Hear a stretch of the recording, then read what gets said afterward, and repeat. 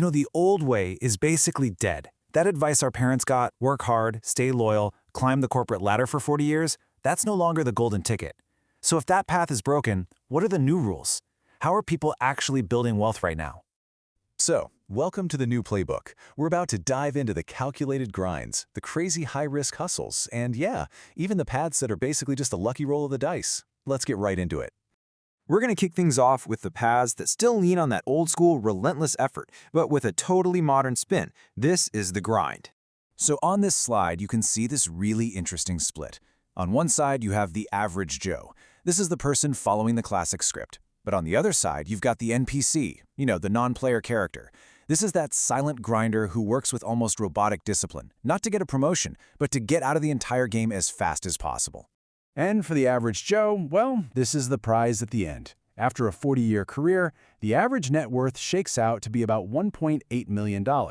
Now, it's not exactly private jet money, but it's a comfortable life.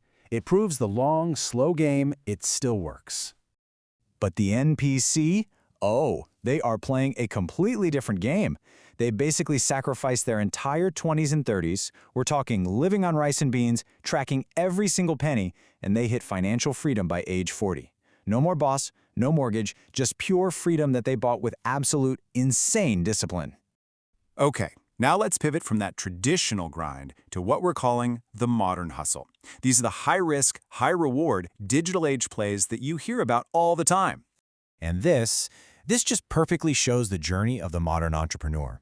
It's basically a highlight reel of failures.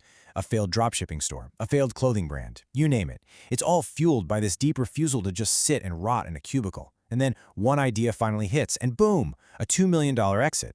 The real win isn't just the cash. It's proving that all that grinding and all those failures were actually worth something. Now, this chart reveals one of the riskiest plays of all, the creator economy, and specifically platforms like OnlyFans. The difference in earnings is just staggering.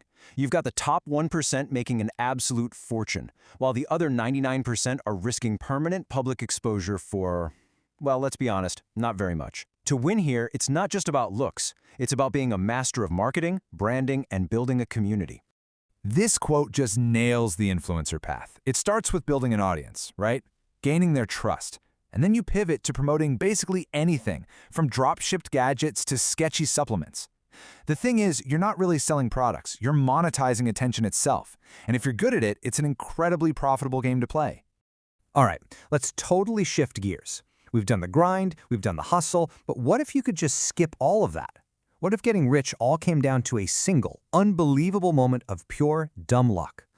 I mean, just look at this story. This is the Memecoin Millionaire. It's late at night. You get a text. You throw $100 at a coin literally named Boner, and just 1 month later, it's worth $4 million. There's zero strategy here, no deep analysis. It's just a cosmic joke with a multi-million-dollar punchline. And of course, what's the very first thing you do? You buy an M4. And then you've got the gambler, who just seems to bend reality. Picture this. They walk into a casino with $100, put it all on black, and just keep winning. 13 straight spins on black, the crowd is going nuts, the pit boss is sweating, and that $100 is suddenly over $1 million. It's a run that is so statistically impossible it shouldn't happen, but it does, and it changes a life in one night. And finally, we have the purest form of luck imaginable, the Inheritor. The source material is pretty blunt about it. They just got lucky in the cosmic lottery of birth. There's no grind, no risk involved, just being born into a wealthy family. It's like winning a lottery you didn't even know you were playing. Okay, for our final section, we're looking at the true outliers. These are the unique strategies that operate on a completely different set of rules from everything else we've talked about. So, being the absolute best in the world at something? Yeah, that's a path to getting rich. But as this slide shows, just how rich you get is fascinating. Take LeBron James, the best basketball player alive. He's earning over $100 million a year. Now, the best pool player in the world, their total net worth is around $2 million. It just goes to show you that wealth isn't only about skill. It's about how much the market cares about that skill.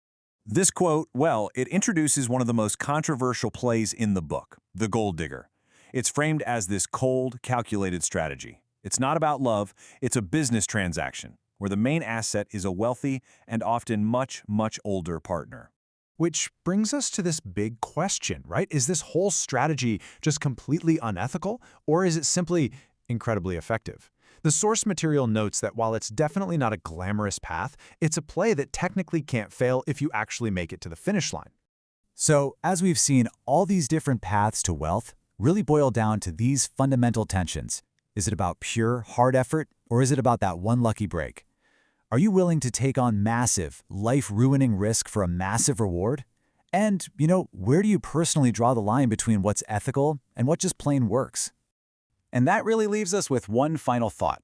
The old rulebook, it's gone. The game today is faster, it's riskier, and there are more ways to play than ever before. So, looking at this whole new landscape, the only question that's left is, what's your play going to be?